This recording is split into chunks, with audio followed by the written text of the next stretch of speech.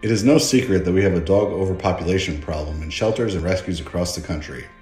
Many of these dogs are bully breeds, a term which encompasses American Pit Bull Terriers, American Staffordshire Terriers, Staffordshire Bull Terriers, American Bullies, as well as their mixes or dogs that just appear to have a pit bull look. These often are wonderful dogs, but they can be misunderstood. Many of the adult bully breed dogs in shelters come there as a result of improper training and socialization when they were puppies. Puppies of all breeds go through several stages of behavioral development as they grow up and require proper training to grow up to be their best selves. Backyard breeders overproduce these dogs so much so that the majority of their puppies do not receive proper socialization. Many are sold when they are far too young and to families that are uneducated about what is necessary for a puppy. They are recklessly sold on online sites like Craigslist, with each one unspaded and unneutered and at risk of being put into a dangerous fighting, backyard breeding, or abuse situation. Our Bully Breed Early Intervention Program seeks to correct this problem by finding out at-risk bully breed puppies either being sold online or in need of rescue in local shelters and providing them with as much training and socialization as possible in order to set them up for success. We then work hard to find families that will continue this socializing work in their forever homes. When we first met Marvel, she was terrified and cowering in a veterinary kennel run, desperately trying to protect her puppies. She had been with another local rescue, but after delivering the puppies, she was labeled dangerous and needed a safe place for her and her puppies to go, so they came to Wayward Ranch. We took our time with Marvel and slowly built her trust using treats and training cues. She learned that we would only treat her with kindness, and after a few weeks, her defensive aggression disappeared. She allowed us to handle and socialize her puppies, and we continued her training as they grew up.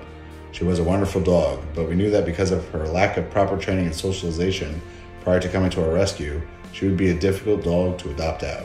Luckily, Renee and Dallas were up to the challenge. We will never know if Marvel would have been an easier dog to manage behaviorally if she would have been raised from the start with proper training, but we know that her puppies were given that opportunity. All of them were adopted into loving homes, and Riley, Murdoch, Tux, and Maddie all have families that continue to emphasize their training and socializing work, even now that they are 2 years old. So I decided to adopt a bully breed because I know they get such a bad rep and they're such love bugs and cuddle bugs that I really wanted a cuddly dog. And I got really attached to this one. Yeah, this one.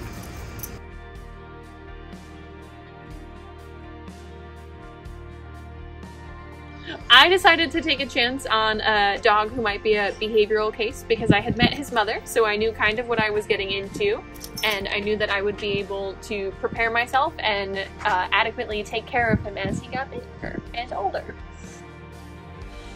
So some of the behavioral issues I've had since I got Murdoch is that he's had some issues with resource guarding and some impulse control, but we've been able to work a lot on our training, and we got a really solid place command down, and we're working on our recall, and those have really helped a lot, and it's something that is more of a management than a curing thing, but we're prepared to do it. Yeah. The most rewarding thing is just being able to see how far he's come in his training since we really started. And my absolute favorite thing about him is how much of a doofus he is and how much of a cuddle bug he is. But really, he's a big old doofus and he just makes my life so much better.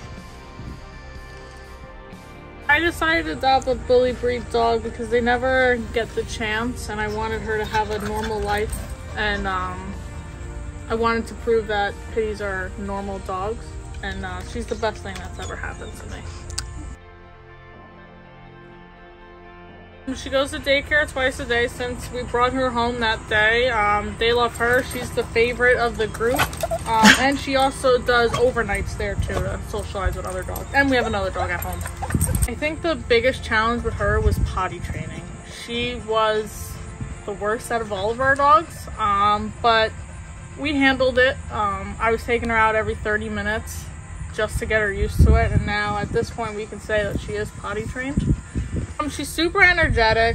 She's such a lovable dog, such a mush when she wants to be a mush. She always wants to play. She always puts a smile on everybody's face. We call it, she has a little overbite, so she has this little grandma face, so that makes us laugh every time it comes out. And she just, I don't know, she just puts the energy in the family, the spark. Like today, everybody was down and she just brought the energy. We decided to adopt a bully breed a while before Maddie was an option. We fostered a couple and fell in love, but I wanted to continue to foster, so I said no. And I personally just was very interested in the breed because of how, what a bad rap they get in society. So I just like to go for the underdog, and I figure there's so many of them for adoption that one day one would be right for us. And then the real story is they were just so cute. That's the real story. That's true. We had no idea. I think we took a chance on a puppy that could have behavioral issues because of her cuteness.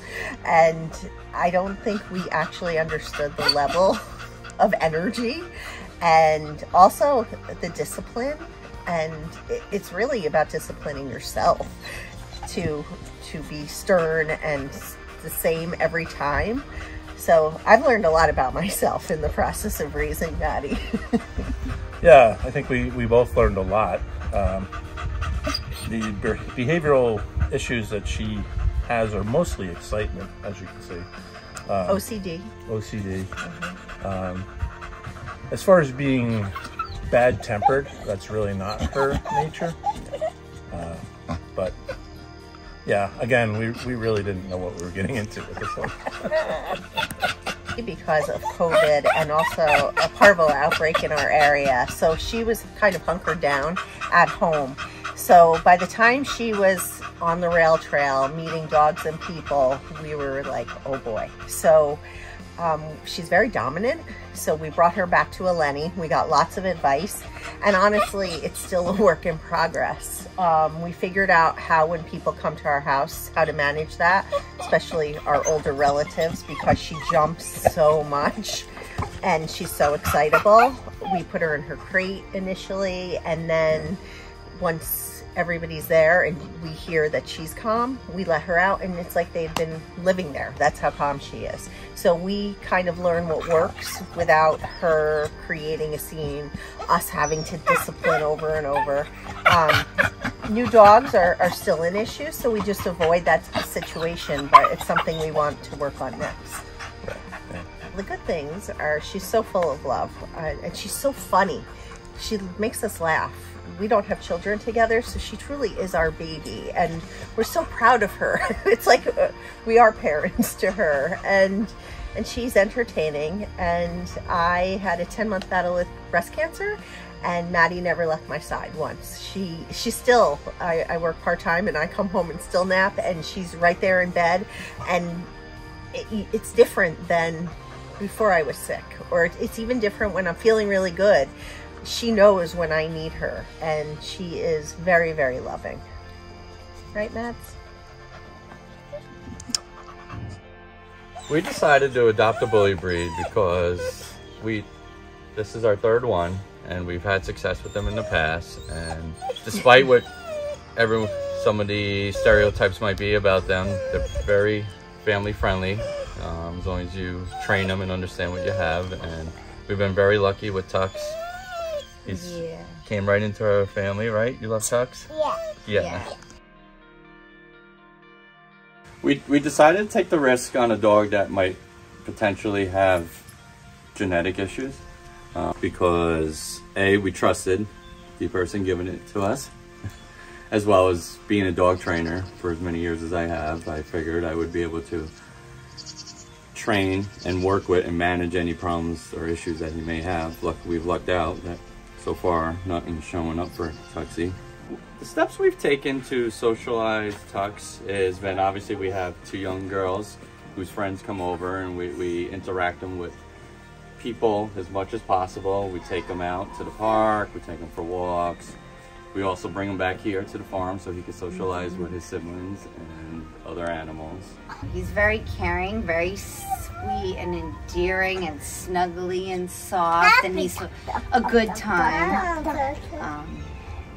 He kind of has like all the best little traits. He could be fun and play and run and cute, or he could lay down and snuggle with you and be chill. And he's very good with the girls too, so he's very gentle with them.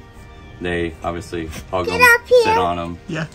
tug on his ears, and he's never reacted negatively to any of those moments. So that's He'll made sometimes him go to become them. part of the family. Go to them before he comes to us. Yeah. He'll just like want them. Yeah, he loves this one for sure.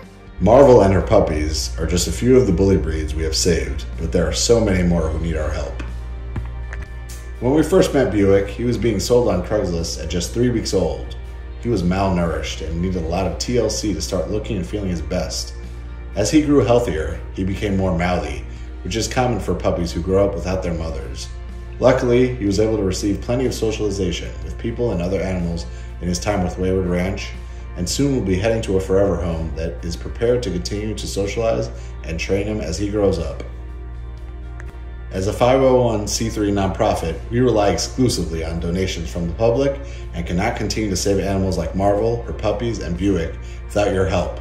Please consider making a life-saving and tax-deductible donation today at waywardranch.org.